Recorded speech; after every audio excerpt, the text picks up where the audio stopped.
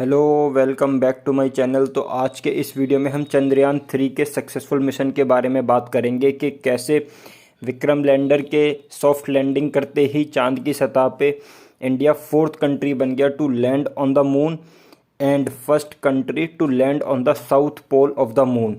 और 23 अगस्त इंडिया के इतिहास में एक ऐतिहासिक दिन बन गया है। चंद्रयान 3 की सक्सेस के लिए 140 करोड़ देशवासियों ने भगवान से प्रार्थना की थी और लोगों में इस लैंडिंग का क्रेज इस बात से समझ सकते हैं कि सॉफ्ट लैंडिंग को इसरो के ऑफिशियल यूट्यूब चैनल पर 1 करोड़ से ज़्यादा लोगों ने लाइव देखा और अभी तक 7.5 करोड़ से ज़्यादा लोग सॉफ्ट लैंडिंग को देख चुके हैं, जो कि अपने आप में एक रिकॉर्ड है। अब बात करते हैं चंद्रयान 3 के बजट के बारे में, जिसको लेकर भी सोशल मीडिया पे काफ़ी मीम्स शेयर किए जा रहे हैं कि कैसे चंद्रयान 3 का बजट, जो कि सिर्फ 615 करोड़ है, काफ़ी कम है कई सारी बॉलीवुड और हॉलीवुड मूवीज से। रिसेंटली एक मूवी आई थी आदिपुरुष, उसका बजट 700 करोड़ था और चंद्रयान 3 का बजट सिर्फ 615 करोड़। तो इसरो वैसे भी जाना जाता है अपने किफ़ायती लॉन्चेस के लिए, वर्ल्ड में फेमस इसरो इसीलिए है। और अगर हम चंद्रयान 3 के बजट को हॉलीवुड मूवी इंटरस्टेलर से कंपेयर करें तो इंटरस्टेलर मूवी का बजट था 1350 करोड़ और जबकि चंद्रयान 3 का बजट है सिर्फ 615 करोड़। यानी बेसिकली इंटरस्टेलर मूवी के बजट में 2 चंद्रयान 3 जैसे मिशन अकम्प्लिश किए जा सकते हैं। अब बात करते हैं चंद्रयान 3 के कंपोनेंट्स के बारे में। तो इस मिशन में बेसिकली 2 कंपोनेंट थे, एक तो विक्रम लैंडर और दूसरा था प्रज्ञान रोवर। विक्रम लैंडर का तो काम यही था कि उसको वहाँ पे लैंड करना था, सॉफ्ट लैंडिंग करनी थी मून की सरफेस पे, और उसके बाद ही प्रज्ञान रोवर उसमें से निकलता है विक्रम लैंडर में से और मून की सरफेस पे रोव अराउंड करता है, यानी चलता फिरता है, चहलकदमी करता है और सारे सैंपल्स को कलेक्ट करेगा और रिसर्च वगैरह करेगा प्रज्ञान रोवर। और जो ऑर्बिटर है वो हम चंद्रयान 2 का ही यूज़ कर रहे हैं चंद्रयान 3 के मिशन में। अभी एक छोटी सी क्लिप देखते हैं प्रज्ञान रोवर की, जो कि इसरो ने शेयर किया अपने ऑफिशियल ट्विटर हैंडल पे। इसमें हमें प्रज्ञान रोवर चहलकदमी करते हुए दिख रहा है चांद की सरफेस पर।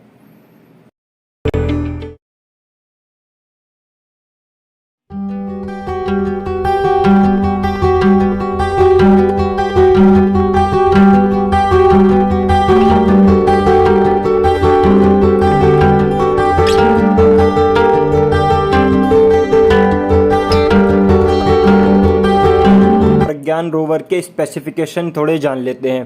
प्रज्ञान रोवर, इसका वेट जो है वो है 26 kg और जो इसकी स्पीड है वो है 1 सेंटीमीटर पर सेकेंड और जो इसका लाइफ स्पैन है वो है 1 लूनार डे, यानी 14 अर्थ डेज के इक्वल है।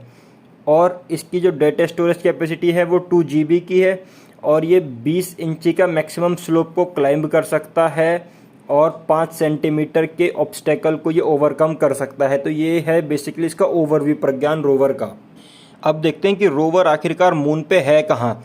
जैसे कि हमने जाना कि रोवर की जो मैक्सिमम स्पीड है वो 1 सेंटीमीटर पर सेकेंड है, तो इसका मतलब क्या है कि ये बहुत ही क्लोज है लैंडर के। और सेकेंड पॉइंट कि ये 500 मीटर से दूर लैंडर से जा भी नहीं सकता। उसका कारण क्या है कि अगर ये ज़्यादा दूर चला गया तो फिर ये सिग्नल वगैरह नहीं भेज पाएगा लैंडर को, यानी दोनों के बीच में कम्युनिकेशन के लिए 500 मीटर के रेंज के अंदर ही लैंडर और रोवर कम्युनिकेट कर सकते हैं। और थर्ड पॉइंट कि रोवर जो है केवल लैंडर के साथ ही कम्युनिकेट कर सकता है और किसी और के साथ नहीं। अब रोवर का काम क्या है, ये करेगा क्या मून की सरफेस पे?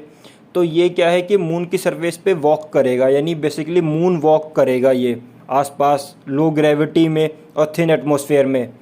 ठीक। सेकंड पॉइंट कि ये जो है स्टडी करेगा किस तरीके से मून की सरफेस बनी हुई है, क्या मटेरियल से बनी हुई है मून की सरफेस, यानी मिनरलॉजी वगैरह को। कई सारे इसमें 2 पेलोड हैं, उनके ज़रिए ये मिनरलॉजी को स्टडी करेगा मून की सरफेस की। और थर्ड पॉइंट कि इसमें जो है 6 व्हील लगे हुए हैं बेसिकली रोवर में, और जब ये चलेगा मून की सरफेस पे तो ये क्या करेगा, इसरो का लोगो और जो हमारा नेशनल एम्बलम है अशोका लॉयन को, इसको इम्प्रिंट करता चला जाएगा ग्राउंड पे, जिससे क्या होगा कि इंडिया की प्रेजेंस परमानेंट हो जाएगी मून पे। और आने वाले टाइम पे जब कोई भी और भी लोग जाएंगे मून पे तो इसरो का लोगो और अशोका लॉयन मून पे दिखेगा हमेशा के लिए, यानी इंडिया की प्रेजेंस को मून पे कंफर्म कर देगा और अमर कर देगा इंडिया के नाम को मून पे। बात करते हैं कि रोवर का इतना छोटा लाइफ स्पैन क्यों है। तो ये इसका रीज़न ये है कि जब सन सेट होता है मून पे तो एरिया क्या हो जाएगा, पूरा डार्क हो जाएगा। जब सनरेज रहेंगी नहीं तो पूरा डार्क हो जाता है एरिया, और टेम्परेचर जो है मून के सरफेस पे बहुत ज़्यादा कम हो जाएगा, बहुत ही ज़्यादा कोल्ड हो जाएगा। तो इससे क्या होगा, उसके जो रोवर की डैमेज हो सकती है बैटरी और जो अदर इलेक्ट्रॉनिक कंपोनेंट्स है वो डैमेज हो सकते हैं। तो इसी वजह से इसका बहुत शॉर्ट लाइफ स्पैन है। और लोगों का ये भी मतलब एक्सपर्ट्स का ये भी एक क्लेम है या उनका ओपिनियन है कि अगर सूरज फिर से जब निकलेगा 14 दिन के बाद मून पे तो रोवर फिर से लाइफ में आ सकता है, कि rover can return to the life यदि उसके कंपोनेंट सर्वाइव कर जाते हैं जब सनसेट होगा तब। बट ये बहुत ही अनलाइकली है कि अभी तक ऐसा हुआ नहीं है कि मून की ठंड को मतलब उतने कम टेम्परेचर को रोवर के कंपोनेंट वगैरह सर्वाइव कर पाएँ। तो ये बहुत ही ज़्यादा अनलाइकली है। तो इसी वजह से जो मैक्सिमम लाइफ स्पैन है वो एक लूनार डे का ही है इसका, रोवर का। अब बात करते हैं एक नए नोमेनक्लेचर के बारे में। असल में होता क्या है कि जब भी कोई कंट्री स्पेस के कोई भी मिशन को एकम्प्लिश करती है या कोई भी जैसे नया स्टार वगैरह है, कोई भी मेजर एकम्प्लिशमेंट अगर स्पेस में होता है तो वो उसको एक लोकल नाम देते हैं, साइंटिफिक नाम से अलग उसको, जो कि लोकल नाम जो उनके कस्टम से रिलेटेड हो या उनकी सोसाइटी में जो बहुत ज़्यादा पॉपुलर हो, ऐसा कोई नाम। तो इसी कस्टम को फॉलो करते हुए भी इंडिया ने कल प्राइम मिनिस्टर ने अनाउंस किया है कुछ नए नामों को। तो उसमें पहला नाम है शिव शक्ति। जिस जगह पे विक्रम लैंडर उतरा है चंद्रयान 3 का, अब से उसको शिव शक्ति के नाम से जाना जाएगा। और साथ ही साथ इन्होंने चंद्रयान 2 जिस जगह पे क्रैश हुआ था उसका भी नामकरण कर दिया, उसको अब तिरंगा के नाम से जाना जाएगा। और अगस्त 23 को अब नेशनल स्पेस डे के रूप में सेलिब्रेट किया जाएगा, जिससे क्या होगा कि ये लोगों को याद दिलाता रहेगा आने वाली जनरेशन को कि कैसे इंडिया का साइंटिफिक एक्सपेरिमेंट या मतलब साइंटिफिक कैलिबर की वजह से हम चांद पे पहुंचने में बिल्कुल सक्सेसफुल रहे। आने वाली जनरेशन्स को भी ये इंस्पायर करेगा कि वो भी स्पेस सेक्टर में अपना कैरियर तलाशें, अपने कैरियर को बनाएं और इंडिया को नई ऊंचाइयों पर पहुंचाएं। अब इसरो के अनुसार जो मिशन के जो 3 ऑब्जेक्टिव थे उसमें से 2 कंप्लीट हो गए हैं। उसमें पहला क्या था कि सेफ़ और सॉफ्ट लैंडिंग कराना मून पे, ये तो बिल्कुल हो चुका है, सक्सेसफुल रहा है, ये डन हो गया है। सेकंड क्या था कि रोवर जो रोव करेगा मून के सरफेस पे यानी जो चलेगा चहलकदमी करेगा वो भी एकम्प्लिश्ड हो चुका है। और थर्ड क्या है कि रोवर जो है इन सिटू एक्सपेरिमेंट यानी ऑन द स्पॉट जो एक्सपेरिमेंट करेगा मून की सरफेस पे, ये अभी लगातार प्रोसेस में है, ये चल रहा है, ऑनगोइंग एक्सपेरिमेंट करे जा रहा है रोवर के द्वारा। अब चंद्रयान 3 जो था पूरी तरीके से मेड इन इंडिया, मतलब एक इंडिजीनियस मिशन था हमारा। बट फिर भी हमने NASA, ESA European space agency और ऑस्ट्रेलिया की स्पेस एजेंसी के साथ भी कोलैबोरेशन किया है इस मिशन में। भाई इसका रीज़न भी क्या है कि जैसे क्या है कि हमेशा इंडिया से या किसी भी कंट्री से चांद जो है या मून पूरी 24 घंटे तो नहीं दिखता है। तो उसमें क्या है कि बाकी टाइम जब मून नहीं दिख रहा है किसी एक कंट्री से तो दूसरी स्पेस एजेंसीज के कोलैबोरेशन से क्या होता है कि वो लोग डाटा भेजते रहते हैं कि इस टाइम आपका जो ऑर्बिटर है या जो भी आपका पेलोड है वो ये सही काम कर रहे हैं या नहीं कर रहे हैं। तो वो जो डाटा बहुत ज़रूरी है। तो इसी की वजह से दूसरी स्पेस एजेंसीज के साथ कोलैबोरेशन बहुत ही मस्ट है मिशन की सक्सेस के लिए। हमारे चंद्रयान 3 के बाद रशिया ने भी अपना लूनार मिशन लूना 25 के नाम से स्पेस में छोड़ा। बट उनका जो लूना 25 मिशन था वो फेल हो गया। उसका एक रीज़न ये भी बताया जा रहा है एक्सपर्ट्स के द्वारा कि क्योंकि क्या हो रहा है कि रशिया ने जब से यूक्रेन को इन्वेड किया है उसके बाद उस पर वेस्टर्न कंट्रीज़ ने सैंक्शंस लगा दिए हैं। और उसी के साथ क्या हुआ है कि उनका जो है रशियन स्पेस एजेंसी का किसी के साथ कोई भी वेस्टर्न स्पेस एजेंसी के साथ कोई कोलैबोरेशन नहीं हो पाया। तो जब उनके मिशन में कोई टेक्निकल ग्लिच आया तो क्योंकि कोई कोलैबोरेशन उनका हुआ ही नहीं दूसरी स्पेस एजेंसी के साथ, तो उनके साइंटिस्ट को टाइम भी नहीं मिल पाया उसको ज़्यादा ठीक करने के लिए। यानी वो उनके पास इतना ही विंडो था ठीक करने के लिए जब मून जो था रशिया के जस्ट ऊपर था, और इतने से छोटे से टाइम पे वो उसको ठीक नहीं कर पाए। इसकी वजह से उनका लूना 25 जो है वो मून की सतह पे क्रैश लैंड हो गया और रशिया का मिशन फेल हो गया। तो इसीलिए क्या है कि दूसरी स्पेस एजेंसी के साथ कोलैबोरेशन मस्ट है। अब चंद्रयान 3 की सक्सेस से इंडिया की इकोनॉमी पे भी बहुत पॉजिटिव इफ़ेक्ट पड़ा है। उसका कारण क्या है कि कई कंपनीज जिन्होंने इसके मिशन के लिए कई सारे इंस्ट्रूमेंट बनाए थे, उनके जो स्टॉक हैं वो चंद्रयान 3 की सक्सेस के बाद बहुत ज़्यादा बढ़ गए और 20,000 करोड़ रुपए की वेल्थ चंद्रयान 3 के सक्सेस के बाद इन कंपनीज़ की बढ़ गई। तो इससे पता चल रहा है कि मिशन का जो फ़ायदा है वो हर सेक्टर में हुआ है। तो ये बहुत एक बड़ी अचीवमेंट है आगे इंडिया की स्पेस इंडस्ट्री के लिए भी। अब चंद्रयान 3 तो सक्सेस हो गया, तो इसके बाद इसरो के अब क्या प्लान है चंद्रयान 3 के बाद? तो इसमें सबसे पहला है आदित्य L1 स्पेसक्राफ्ट, जो अब इसरो नेक्स्ट मंथ सूर्य पे भेजेगा स्टडी करने के लिए, सन को स्टडी करने के लिए आदित्य L1 स्पेसक्राफ्ट, जो नेक्स्ट मंथ लॉन्च करेगा इसरो। और सेकंड एक जो मेजर प्लान है इसरो का वो है एक्सपो सैटेलाइट, कि एक्स रे की स्टडी करने में, स्पेस में, आउटर स्पेस में जो एक्स रेज हैं उनकी स्टडी करने के लिए इसरो एक्सपो सैटेलाइट को सेंड करेगा। और निसार सैटेलाइट जो इसरो और नासा का जॉइंट कोलैबोरेशन से बनाई गई हैं, उसको भी लॉन्च किया जाएगा नेक्स्ट ईयर में। और ये क्या है कि नेचुरल प्रोसेस को स्टडी करेगा अर्थ की सरफेस के नेक्स्ट 3 सालों तक।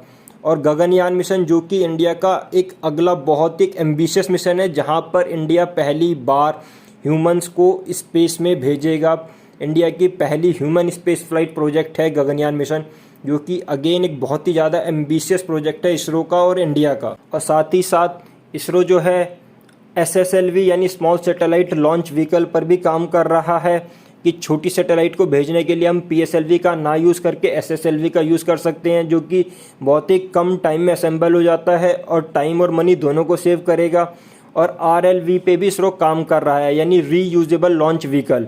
अगर ये दोनों और ज़्यादा सक्सेस होते हैं तो इससे और जो अभी इसरो के मिशंस की कॉस्ट कम होती है, इनके बाद और कम हो जाएगी, यानी और ज़्यादा बेनिफिट होगा इंडिया को इनके सक्सेस के बाद। और जो फर्दर और मिशन है उसमें नेक्स्ट मेजर मिशन है ल्यूपैक्स मिशन, यानी लूनार पोलर एक्सप्लोरेशन मिशन, जो कि इसरो जाक्सा यानी जापानीज स्पेस एजेंसी के साथ कोलैबोरेशन में छोड़ेगा मिशन को। इसमें ये होगा कि जो जापानीज स्पेस एजेंसी है वो तो रोवर बनाएगी और इसरो जो है एक लैंडर तैयार करेगा। तो दोनों के कोलैबोरेशन के साथ ये ल्यूपैक्स मिशन को अंजाम दिया जाएगा। और कई इसरो के साइंटिस्ट को चंद्रयान 4 का नाम भी दे रहे हैं। और जो नेक्स्ट मेजर मिशन है इसरो का वो शुक्रयान के बारे में है, वीनस को स्टडी करने के लिए। और इसरो के प्लान में मार्स पे दोबारा से लौटना भी है, ये भी एक मेजर प्लान है कि वो दोबारा से मार्स पे फिर से मिशन भेजेंगे। और एक जो मेजर इसरो का जो नेक्स्ट मेजर प्लान है ये है कि जब से रशिया पे सैंक्शंस लगे हैं, तो रशिया की स्पेस एजेंसी जो पहले भी रॉसकॉस्मोस जो बहुत ज़्यादा फेमस स्पेस एजेंसी है ऑल ओवर दी वर्ल्ड, अब उस पे कोई भी वेस्टर्न कंट्री या कोई भी कंट्री उनको अपने सैटेलाइट वगैरह नहीं दे पा रहा है लॉन्च करने के लिए, वो नहीं कर पा रहे हैं। तो अब क्योंकि इसरो की रेपुटेशन साल दर साल ओवर द पीरियड बहुत ज़्यादा बढ़ रही है, तो इससे इसरो का बेनिफिट क्या होगा कि बाकी कंट्रीज़ वगैरह इसरो के पास आएंगे अपने सैटेलाइट को लॉन्च करवाने के लिए, छोटी छोटी कंट्रीज़ और कई सारी प्राइवेट कंपनीज इसरो के पास कि उनकी सैटेलाइट को लॉन्च करें। तो इसलिए इससे भी इसरो का बेनिफिट होगा और इंडिया का भी बेनिफिट होगा। और अभी भी क्या है कि कई कंट्रीज़ आ भी रही हैं और कई कमर्शियल सैटेलाइट भी इसरो लॉन्च भी कर रहा है। तो ये इंडिया के लिए और स्पेस इकोनॉमी के लिए इंडिया की बहुत ज़्यादा बेनिफिशियल है। अब स्पेस इकोनॉमी के बारे में बात करते हैं। जैसे कि हम सबको पता है कि प्राइम मिनिस्टर जो है हमारे बात करते हैं 5 ट्रिलियन इकोनॉमी की, इंडिया को एक 5 ट्रिलियन इकोनॉमी बनाएंगे। और प्रेजेंट में जो है इंडिया की इकोनॉमी 5th लार्जेस्ट इकोनॉमी भी है वर्ल्ड में। और अभी रिसेंटली प्राइम मिनिस्टर ने ये भी कहा था कि वो इंडिया को 3rd लार्जेस्ट इकोनॉमी बना देंगे 2028 से 29 तक। तो उन सभी टारगेट को फुलफ़िल करने में स्पेस सेक्टर का बहुत बड़ा योगदान रहेगा, कि बिना स्पेस सेक्टर के कंट्रीब्यूशन के लिए ये टारगेट अचीव करना काफ़ी मुश्किल हो जाएगा। और अभी जो इंडिया का स्पेस सेक्टर में जो इन्वेस्टमेंट है वो बेसिकली 6 to 7 बिलियन के आसपास है, 6 to 7 बिलियन डॉलर के आसपास। और अगर हम बाकी कंट्रीज से कंपेयर करें, चाइना के अप्रॉक्स 9 to 10 बिलियन डॉलर का है। और अगर हम USA से कंपैरिजन करें तो उनका तो 30 बिलियन डॉलर का है। खैर वो तो बहुत ही ज़्यादा है, बट इंडिया का investment at present 6 to 7 billion dollar के आसपास है स्पेस इंडस्ट्री में। जो कि आने वाले फ्यूचर में और ज़्यादा बढ़ेगा। उसका रीज़न भी क्या है कि इंडिया जो है रेगुलेशन स्पेस सेक्टर में काफ़ी इजी करता जा रहा है। जो new space policy Indian government ने लॉन्च की है वो प्राइवेट सेक्टर को स्पेस इंडस्ट्री में आने के लिए और ज़्यादा एनकरेज करेगी। अगर हम स्टार्टअप्स की बात करें तो स्पेस सेक्टर में स्टार्टअप भी बहुत ज़्यादा बढ़ते जा रहे हैं। जैसे अगर हम 2018-19 से पहले की देखें तो हर साल दर साल एक या दो ही स्टार्टअप स्पेस सेक्टर में आ रहे थे। बट अगर हम 2019 में देखो तो 11 स्टार्टअप स्पेस सेक्टर में आए और 2020 में ये नंबर बढ़ के 21 हो गया और 2021 में ये नंबर और फर्दर डबल से भी ज़्यादा यानी 47 स्टार्टअप स्पेस सेक्टर में आए। तो अगर आने वाले टाइम पे और ज़्यादा स्टार्टअप आएंगे और ये जैसे इंडिया का मिशन बहुत ज़्यादा सक्सेस रहा है तो इससे और कंपनीज़ को भी एनकरेजमेंट मिलेगा प्राइवेट कंपनीज़ को स्पेस सेक्टर में आने के लिए। तो उससे क्या होगा, और अगर प्राइवेट कोलैबोरेशन बढ़ेगा इसरो के साथ उनका, तो इंडिया की स्पेस इंडस्ट्री को बहुत ज़्यादा फ़ायदा देखने को मिलेगा और आने वाले टाइम पे स्पेस इकॉनमी में काफ़ी बूम आएगा। तो ये इंडिया के लिए बहुत बढ़िया रहेगा, जो कि आने वाले फ्यूचर में और ज़्यादा बढ़ेगा। उसका रीज़न भी क्या है कि इंडिया जो है रेगुलेशन स्पेस सेक्टर में काफ़ी इजी करता जा रहा है। जो new space policy Indian government ने लॉन्च की है वो प्राइवेट सेक्टर को स्पेस इंडस्ट्री में आने के लिए और ज़्यादा एनकरेज करेगी। अगर हम स्टार्टअप्स की बात करें तो स्पेस सेक्टर में स्टार्टअप भी बहुत ज़्यादा बढ़ते जा रहे हैं। जैसे अगर हम 2018-19 से पहले की देखें तो हर साल दर साल एक या दो ही स्टार्टअप स्पेस सेक्टर में आ रहे थे। बट अगर हम 2019 में देखो तो 11 स्टार्टअप स्पेस सेक्टर में आए और 2020 में ये नंबर बढ़ के 21 हो गया और 2021 में ये नंबर और फर्दर डबल से भी ज़्यादा यानी 47 स्टार्टअप स्पेस सेक्टर में आए। तो अगर आने वाले टाइम पे और ज़्यादा स्टार्टअप आएंगे और ये जैसे इंडिया का मिशन बहुत ज़्यादा सक्सेस रहा है तो इससे और कंपनीज़ को भी एनकरेजमेंट मिलेगा प्राइवेट कंपनीज़ को स्पेस सेक्टर में आने के लिए। तो उससे क्या होगा, और अगर प्राइवेट कोलैबोरेशन बढ़ेगा इसरो के साथ उनका, तो इंडिया की स्पेस इंडस्ट्री को बहुत ज़्यादा फ़ायदा देखने को मिलेगा और आने वाले टाइम पे स्पेस इकॉनमी में काफ़ी बूम आएगा। तो ये इंडिया के लिए बहुत बढ़िया रहेगा। इसरो के इस मिशन से इंडिया की स्पेस पावर के रूप में जो इमेज है वो भी काफ़ी ज़्यादा इम्प्रूव होगी। एक इंडिया जो है अब से मेजर स्पेस पावर बन के और उभरेगा और कई सारी कंट्रीज जो है इंडिया के पास स्पेस कोलैबोरेशन में अब आगे आने वाले टाइम पे बहुत ज़्यादा कोलैबोरेट इंडिया के साथ करना चाहेंगे। जैसे कि हमने अभी देखा भी था, जैसे निसार सैटेलाइट नासा के साथ इंडिया कोलैबोरेशन में बना रहा है, लूपेक्स मिशन जो जाक्सा के साथ कर रहा है, यहाँ तक कि यूरोपियन स्पेस एजेंसी भी इंडिया के पास आ रही हैं उनके मिशंस को लॉन्च करवाने के लिए। तो मतलब ये है कि इसरो की जो इमेज है एक स्पेस पावर के रूप में और ज़्यादा बढ़ रही है और इंडिया भी एक स्पेस पावर के रूप में बहुत ज़्यादा इमर्ज कर रहा है, जो कि एक बढ़िया अचीवमेंट है इंडिया के लिए। और जैसे कि क्या है कि अब सिर्फ 8 से 10 दिन बाद G20 समिट इंडिया होस्ट करेगा, तो उस टाइम चंद्रयान 3 की सक्सेस इंडिया को एक ग्लोबल पावर के रूप में स्थापित करने में बहुत अहम योगदान देगा। तो आज के इस वीडियो को रखते हैं यहीं तक। अगर वीडियो अच्छा लगा हो तो वीडियो को लाइक करना, चैनल को सब्सक्राइब करना और साथ ही साथ शेयर भी करना अपने दोस्तों के साथ। Thank you.